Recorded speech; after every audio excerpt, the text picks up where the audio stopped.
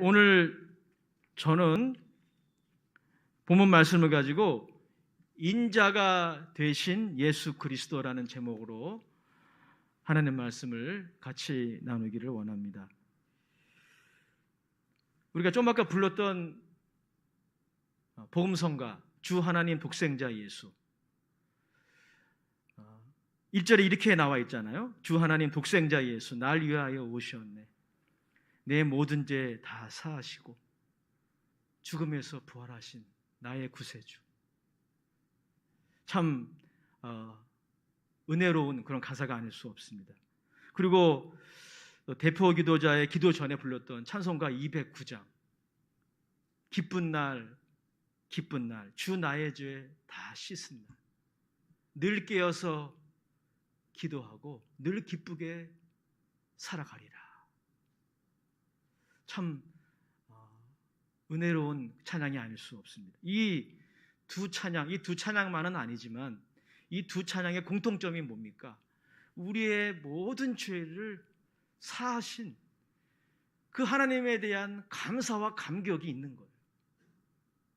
즉 구원의 감격, 구원의 감사가 이 찬양곡에 고스란히 배어져 있습니다. 그래서 오늘 제목은 인자가 되신 예수 그리스도시지만은 좀 교리적인 내용이긴 하지만 이를 통해서 우리가 같이 좀 회복하기 원하는 건 뭐냐면요, 구원의 감격이에요. 여러분, 하나님이 여러분의 모든 죄를 사하셨음을 머리로 이해하시고 그리고 가슴으로 확신하십니까? 그게 신앙생활에 정말 중요한 것이거든요. 그 확신이 있을 때 구원의 감사와 감격이 우리 안에 넘쳐나는 거예요. 여러분, 우리가 교회 안에서 교회 바깥에서 하는 우리의 모든 선행, 그것이 예배이든 구제이든 봉사든 어떤 종류의 선행이든지 간에 그 선행의 동기는 무엇입니까? 구원에 대한 감사예요. 우리의 모든 죄를 사하신 하나님의 은혜에 너무 감사한 거예요.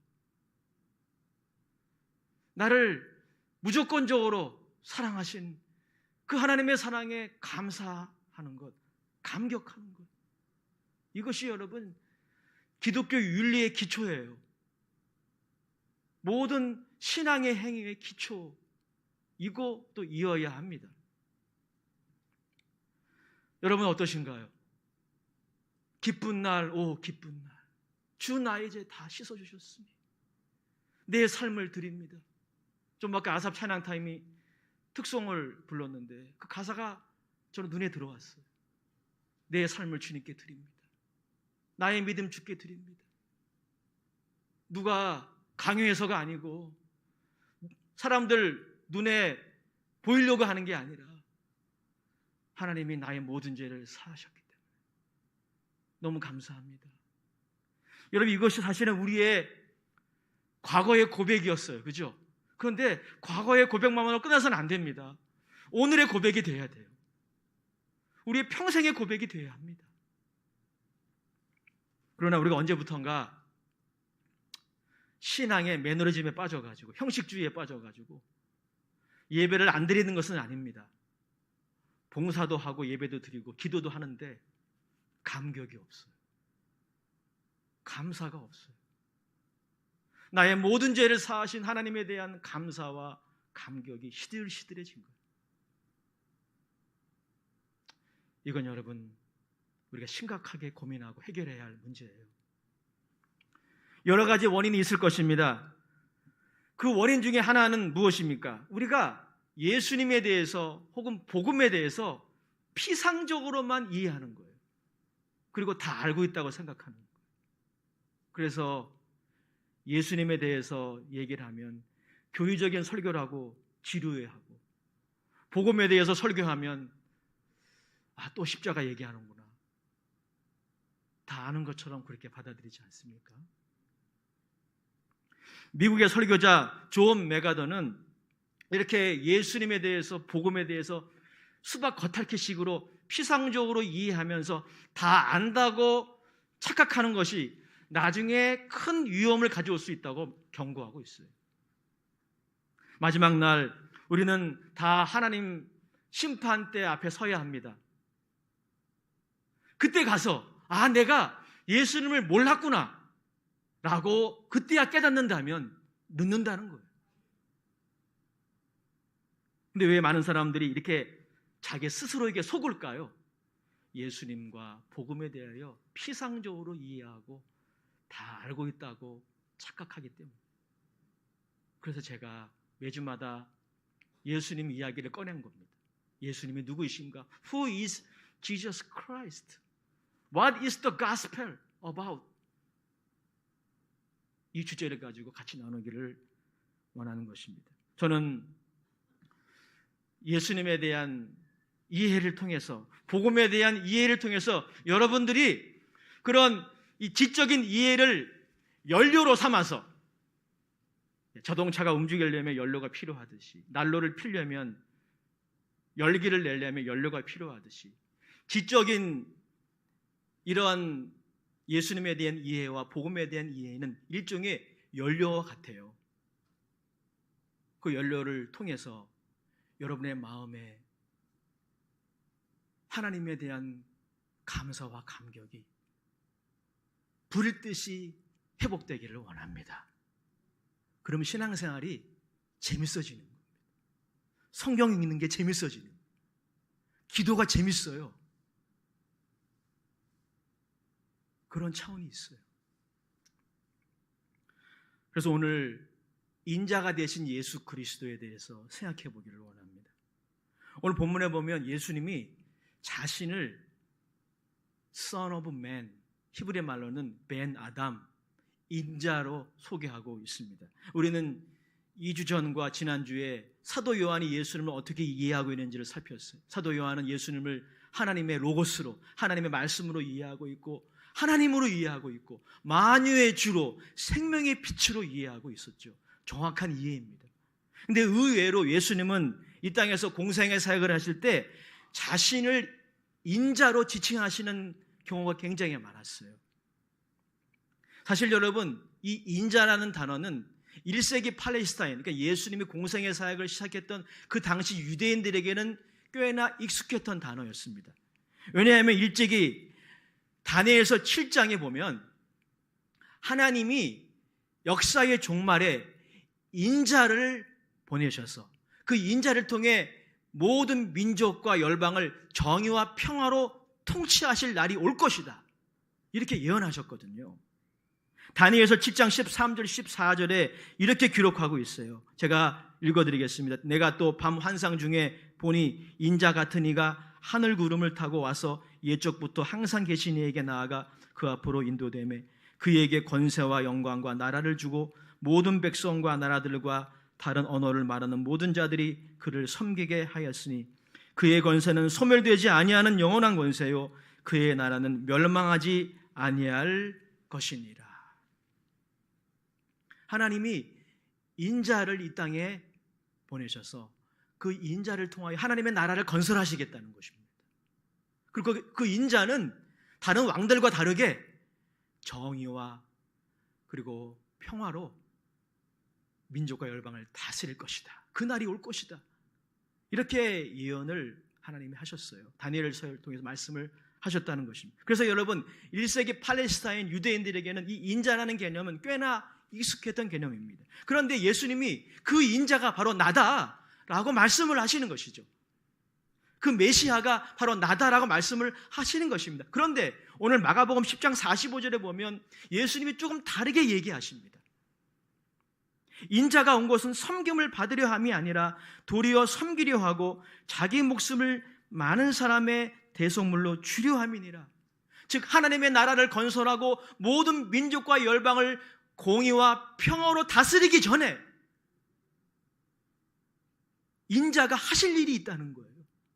그 하나님의 나라를 이 땅에 건설하고 하나님의 은혜로 거듭난 하나님의 백성들을 모으시기 전에 인자가 하실 일이 있다는 것입니다. 그 일이 무엇입니까? 자기 목숨을 많은 사람을 대신하는 대속물로 주는 것, 이것을 해야 된다라고 예수님이 말씀하시는 거예요. 마가복음 10장 33절에도 예수님이 그 말씀을 하셨어요. 마가복음 10장 33절에 이렇게 말씀하고 있습니다. 보라, 우리가 예루살렘에 올라가노니 인자가, 예수님이 자신을 가리키는 것이죠. 인자가 대제사장들과 서기관들에게 넘겨짐에 그들이 죽이기로 결의하고 이방인들에게 넘겨주겠고 그들은 능욕하며 침뱉으며 채찍질하고 죽일 것이나 그는 3일 만에 살아나리라. 인자가 민족과 열방을 다스리시기 전에 우리들을 섬기시겠다는 거예요. 자신의 목숨을 대속물로 주심으로 섬기시겠다는 것입니다. 이것을 왜 예수님이 이 땅에 오셨다라고 말씀을 하시는 것입니다. 저는 이 대속물이라는 단어에 우리의 주의를 기울이기 원합니다. 여러분, 대속물이라는 단어는 헬라어로 리트론이라는 그런 단어인데요, 이것은 사전적인 정의에 의하면 누군가를 대신해서 값을 지불하기 위해 드는 비용, 누군가를 대신해서 값을 지불하는, 예를 들어서 어떤 채무자가 있어요. 그 채무자가 자신의 채무를 탕감해야 되는데 탕감을 못하는 거예요. 근데 그 사람을 위해 누군가가 대신 채무를 탕감할 때 드는 비용을 대속물이라고 하고 또 속전이라고도 해요. 영어로는 랜섬이라고도 합니다. 그런데 예수님이 바로 자신의 목숨을 많은 사람들을 대신하는 이 속전으로 우리에게 주시기 위해 오셨다라고 하는 것입니다. 사랑하는 여러분, 왜 이 속전이 필요할까요? 대속물이 왜 필요할까요? 지금부터는 조금 교리적인 내용일 수 있어요. 여러분들이 잘 따라오셨으면 좋겠습니다. 이 대속물의 단어의 의미를 이해시켜드리기 위해서 저는 형벌 대속 교리, Penal Substitution Theory, 이 형벌 대속 교리를 가장 먼저 확립했던 캔터베리의 안셀름의 글을 인용하기 원합니다. 형벌 대속 교리, 지극히 복음적인 교리입니다. 그 교리의 내용이 무엇입니까? 우리의 형벌을 하나님의 아들이 감당하셨다는 것입니다. 그래서 우리가 빚을 탕감하게 되었다는 거예요. 그게 형벌 대속 교리입니다. 캔터버리의 안셀름은 12세기에 영국 캔터버리의 목회자였습니다. 그는 하나님이 왜 사람이 되셨는가라는 책을 썼어요. 그 책에서 그는 이 형벌 대속 교리를 확립을 했습니다. 그에 따르면 여러분, 이 죄라고 하는 것은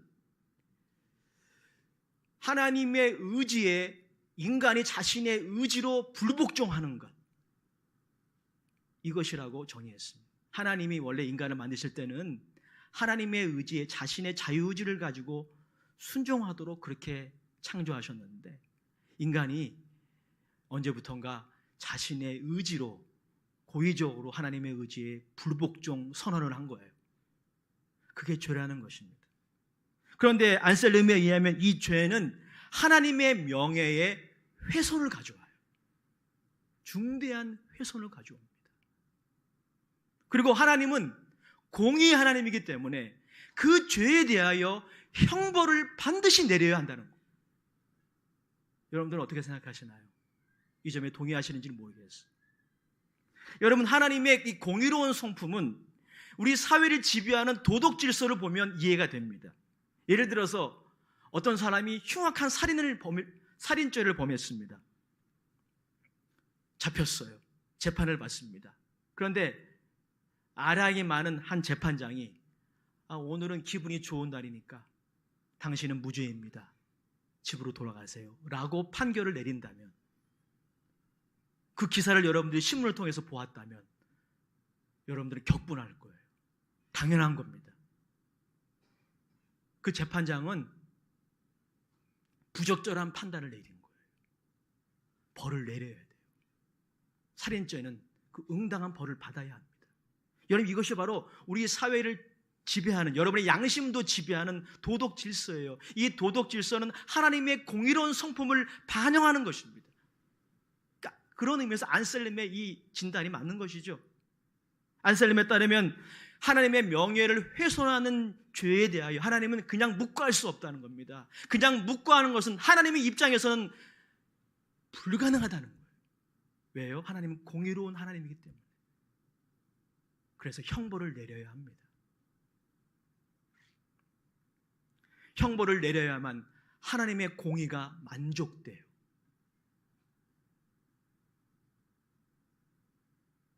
근데 문제가 있습니다.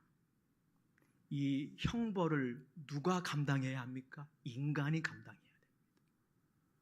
그런데 문제는 인간이 감당할 수 없다는 것입니다. 왜? 모든 사람이 다 죄인이기 때문에. 누군가가 내가 지은 죄에 대한 형벌을 대신 감당할 수가 없다는 것입니다. 나 스스로도 마찬가지라는 것이죠. 이것이 바로 인간의 딜레마예요. 이게 인간의 딜레마. 인간이 형벌을 받아야 하지만 동시에 인간이 다 감당하지 못한다는 것. 이것이 여러분 인간의 실존입니다. 그래서 인간이 지옥 가는 겁니다. 왜 지옥에 갑니까? 이 죄의 문제가 해결되지 않으면, 하나님의 공의의 요구가 만족되지 않으면 형벌이 취하되지 않아요. 그 문제가 해결되지 않는 사람을 위해 있는 게 바로 지옥이에요. 하나님의 영원한 심판이 있는 곳이 바로 지옥 아닙니까? 사실 여러분, 자비로우신 하나님이 인간을 지옥에 보내려고 우리를 창조하시진 않으셨어요. 결코 그렇지 않아요. 어떤 신학자에 의하면 지옥이라고 하는 공간은 하나님을 대적한 마귀들을 영원히 형벌하기 위해서 고안된 장소예요. 그런데 여러분, 이 죄가 substitution, 이 대속되지 않으면 인간은 죄와 사망과 마귀의 종이 되고 그 종으로 살아갈 수밖에 없어요. 보십시오, 여러분. 오늘날 이 죄의 문제를 해결하지 않은 사람들은 어떻게 살아갑니까? 하나님에 대하여 철저히 무관심하게 살아가고 하나님을 대적하고 하나님 없이 살아갑니다. 죄의 종로로 타며 살아갑니다. 결국 마귀의 종으로 살아가는 거예요. 이 운명이 해결되지 않으면 마귀가 벌받는 곳으로 같이 가는 것이죠. 이게 인간의 딜레마예요. 그런데 안셀림에 따르면 이 대가를 지불할 수 있는 분이 계시다는 거예요. 그분이 누구입니까? 바로 하나님 자신이라는 겁니다. 그래서 하나님이 인간이 지불해야 하지만 인간이 결코 지불할 수 없는 대가를 스스로 지불하기 위해 God became the flesh. 하나님이 인간이 되신 거예요. 참 하나님이시요 동시에 참 인간이신 인자 예수 그리스도만이 하나님의 공의의 요구를 완벽하게 만족시킬 수 있는 거예요. 그 누구도 하나님이 원하시는 그 공의의 요구, 의로운 요구, 합당한 요구를 만족시킬 수 있는 존재가 없는데 하나님 자신이 그 일을 하실 수 있는 것입니다. 그리고 하기를 원하셨어요. 그래서 그분이 인간이 되셨습니다. 그리고 우리와 함께 거하셨고 십자가에 죽으시고 3일 만에 부활하셨습니다. 이처럼 여러분, 예수님이 이 땅에 오신 것은 하나님의 로고스요, 하나님 자신이시요, 만유의 주님이시며 모든 생명의 근원이신 그 하나님 자신이 이 땅에 인간으로 오신 것은 자기의 목숨을 우리를 위한 대속물로 주시기 위함입니다. 즉 형벌을 받아야 할 우리의 자리를 대신하기 위해서. 여러분, 이게 기독교 복음의 정수입니다. 진수예요. 형벌을 받아야 할 우리의 자리가 있어요. 저주스러운 자리예요. 영원한 하나님의 형벌의 자리. 그 자리를 하나님이 대신하기 위해서 이 땅에 인간이 되신 것입니다. 그것을 위해 이 땅에 오신 것입니다. 그리고 자기의 목숨을 랜섬, 대속물로 지불하셨어요. 예수님이 십자가에서 죽으실 때 마지막 하신 말씀이 뭐죠? 헬라어로 테텔레스타이, 영어로는 I have finished everything. 내가 다 이루었다. 뭘 이루신 겁니까? 이걸 이룬 거예요. 예수님이 십자가에서 고난당하시고 운명하실 때 죄인을 향한 하나님의 형벌이 대속이 된 거예요. 완벽하게 대속이 된 거예요. 그래서 누구든지 예수 그리스도를 믿으면 어떠한 인생을 살아왔다 할지라도 회개하고 예수를 믿으면 죄사함 받고 하나님의 자녀로 거듭나고 그리고 하나님을 섬기는 하나님의 백성이 되는 것입니다. 사랑하는 여러분, 하나님 자신이 여러분들의 죄의 형벌을 대신하는 분이 되신 겁니다. 여러분들에게 응당 형벌을 내리실 수 있는 그분이 여러분들의 자리를 대신한 거예요. 그래서 여러분, 예수님의 십자가는 하나님의 공의가 영원히 만족되는 곳이었고 동시에 하나님의 사랑의 희생이 일어났던 곳이 십자가예요. 그 일을 통하여 우리는 죄와 사망과 죽음의 권세에서 자유함을 얻었어요. 여러분, 이것이 안셀름의 교리의 요약본인데 지극히 성경적인 교리입니다. 사도 바울도 대속의 교리, 형벌 대속의 교리를 그렇게 이해하고 있음을 알 수 있습니다. 고린도 후서 5장 14절 15절을 같이 한번 보겠습니다. 성경도 penal substitution, 이 형벌 대속의 교리를 이렇게 선포하고 있습니다. 같이 읽어보겠습니다. 시작. 그리스도의 사랑이 우리를 강권하시는도다. 우리가 생각하건대 한 사람이 모든 사람을 대신하여 죽었은즉 모든 사람이 죽은 것이다.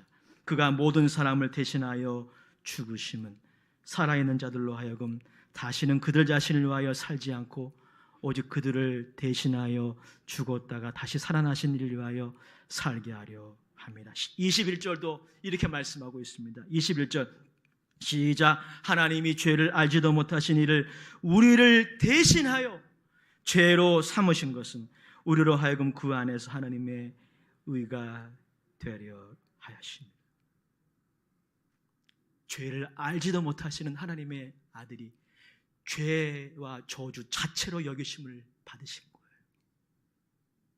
하나님 자신이 예수 그리스도 안에서 형벌받을 우리의 자리를 대신하신 것. 하나님의 영원하신 사랑이 그걸 가능하게 한 것이죠. 여러분, 이것이 제가 여러분들에게 전해야 할 복음의 모든 것입니다. 제가 은퇴할 때까지 여러분들에게 전해야 할 복음의 진수가 그겁니다. 저의 간절한 소원이 있어요. 그게 뭐냐면 오늘 이렇게 예배를 드리는 아동부 학생들, 중고등부 학생들, 우리 청년들, 우리 모든 장년들이 이 대속물에 담겨져 있는 이 하나님의 놀라운 은혜를 내가 받아야 할 형벌을 대신 담당하시고 내가 있어야 할 그 자리를 대신하신, 대신 저주를 받으시고 대신 형벌을 받으신 그 하나님의 사랑을 머리로 이해하고 가슴으로 느끼는 것, 저의 평생의 소원입니다. 성령이 그 일을 하시리라 확신합니다. 그래서 대속물에 대한 지적인 이해를 통해서 여러분들의 심령이 감사와 감격으로 뜨거워지기를 원합니다. 그게 저의 소원이에요. 잃어버린 시들시들해진 구원의 감사와 감격을 회복하는 것, 이것이 우리에게 있기를 간절히 원합니다. 설교를 준비하면서 마가복음 10장 45절 이 부분을 강해했던 팀 켈러의 설교집을 읽었어요. 그의 책의 이름이 왕의 십자가라는 그런 책입니다. 그 책에 의하면 이 하나님의 이 대속교리, 우리의 형벌을 대신 담당하신 이 하나님의 이 대속교리, 대속물에 담겨져 있는 이 은혜를 우리가 지적으로 이해하고 마음으로 받아들일 때 하나님을 섬기고 이웃을 섬기는 사람이 된다는 거예요. 그런 사람은 절대 이기적인 인생을 살 수가 없다는 것입니다. 이게 팀 켈러의 분석이에요. 본 말씀 마가복음 10장 45절을 그런 의미에서 다시 한번 읽어보겠습니다. 시작. 인자에 온 것은 섬김을 받으려 함이 아니라 도리어 섬기려 하고 자기의 목숨을 많은 사람의 대속물로 주려 함이니라. 팀 켈러는 더 이어나가고 있어요. 우리가 이 하나님의 이 대속의 은혜를 지적으로 이해하고 피상적으로 이해하면 안 돼요. 지적으로 이해하고 연구하고 또 연구하고 내가 마음으로 받아들이고 느낄 때, 그에 따르면 우리가 하나님을 섬기는 동기가 바뀐다는 거예요. 사람들을 섬기는 동기가 바뀐다는 거예요. 우리 하나님을 섬기고 이웃을 섬기는 삶도 살게 되지만 동기가 바뀐다는 거예요. 반면에 여러분, 우리가 이 하나님의 대속교리를 피상적으로 이해하고 그러면서도 다 알고 있다라고 착각한다면 우리 안에 구원의 감격은 시들시들해질 것이고, 그러면 어떤 일이 생기는 줄 아셔요? 하나님을 섬기긴 섬기는데, 이렇게 예배를 드리긴 드리는데 의무로 드리는 거예요. 의무로. 여러분 평생 신앙생활을 하는데 그렇게 의무로 하셔야만 되겠습니까? 근데 이게 구원의 감격을 잃어버리면 이렇게 돼요. 저도 그렇게 돼요. 여러분도 맞아요. 구원의 감사와 감격을 잃어버리고 나를 대속하신, 나의 형벌을 대신 짊어지신 하나님의 사랑에 대한 감사와 감격이 시들시들해지면 예배는 드리죠. 주일날 어디 놀러 가진 않아요. 기도도 특별 기도회니까 또 하기도 하고 원해서 하지는 않아요. 의무감으로 하는 거죠. 동기가 그거예요. 하나님은 우리의 동기를 보십니다. 하나님은 우리의 행위만이 아니라, 사람은 외모만 보죠. 하나님은 우리의 숨은 동기를 보신다 그러잖아요. 하나님 입장에서는 안타깝겠죠. 어떤 사람은 하나님을 섬기는 동기가 뭡니까? 복 많이 받기 위해서. 물론 여러분, 우리 예수 믿고 신앙생활 할 때 처음에는 그런 것이 동기가 되기도 해요. 하지만 우리가 계속 그저 의무감으로 형벌을 피하고 복을 받기 위해서 하나님을 섬긴다면 불행한 거예요. 별로 원하진 않는데 해야 되니까. 물론 그런 사명감으로 예배 드리는 것도 은혜긴 은혜지만 뭔가 중요한 걸 빠뜨리고 있는 거죠. 사람을 섬기는 동기도 마찬가지 아닙니까? 교회에서 봉사하고 구제하고 선행하는 동기도 이 구원의 감격과 감사를 잃어버리면 어떻게 바뀌는 줄 아셔요? 나의 이름을 드러내기 위해서, 나의 자존감을 높이기 위해서 합니다. 동기가 이상해져요. 나의 만족을 위해서 하게 돼요. 이기적인 동기에 의해서 사람들을 섬기게 되고 다른 사람들이 보니까 하게 되고. 여러분, 이게 뭡니까? 이 구원의 감사와 감격을 잃어버린, 살아있으나 죽은 그리스도인의 모습이에요.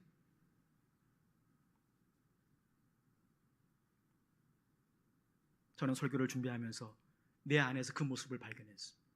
내가 목회를 왜 하는가? 내가 왜 예배를 인도하고 말씀을 준비하는가? 혹시 벌이 무서워서 하는 것은 아닌가? 하나님이 그런 분일까요? 우리는 하나님을 진짜 많이 왜곡하고 있는 거예요. 왜요? 이 하나님의 대속의 교리를 피상적으로 알고 있기 때문에 모르는 겁니다. 다시는 모르고 있는 거예요. 팀 켈러는 이렇게 말합니다.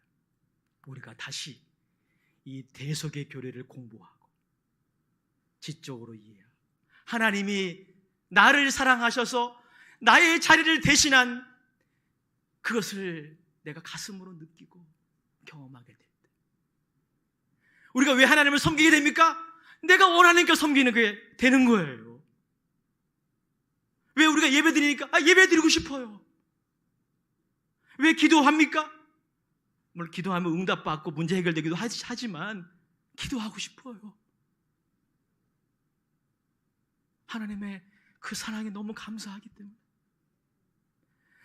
내 모든 죄 다 사시고, 키를 너무 높게 합니다.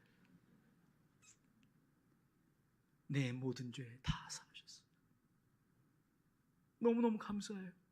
그 은혜 다 갚을 길이 없어요. 그냥 믿음으로 받기만 하면 돼요. 얼마나 감사합니까? 이 하나님의 은혜를, 이 대속의 은혜를 우리가 마음으로 느끼게 된다면, 또 알게 된다면 우리의 섬김의 동기가 바뀌고 이웃을 섬기는 동기도 바뀌는 거예요. 왜 교회에서 봉사합니까? 왜 이렇게 교회에 어딘가 물 새는가 관심을 가지게 돼요? 그렇게 하고 싶어요. 그냥 다른 동기가 없어요. 왜? 사랑하니까. 왜 구제하고 선행합니까? 그렇게 하고 싶어요. 사랑하는 여러분, 이게 기독교입니다. 이게 율법주의를 극복하는 기독교의 복음의 진수예요.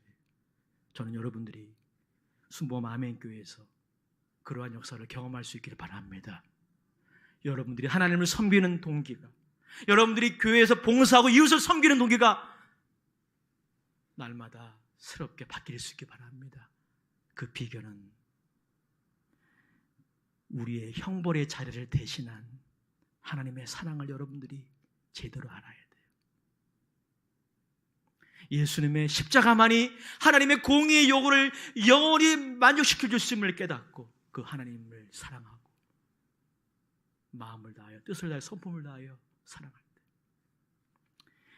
여러분의 신앙생활은 달라질 것입니다. 저의 한 가지 목회자로서의 소원이 있다면 이 아멘교회, 이 예배를 통해서, 이 성찬식을 통해 그 일이 일어나기를 원합니다.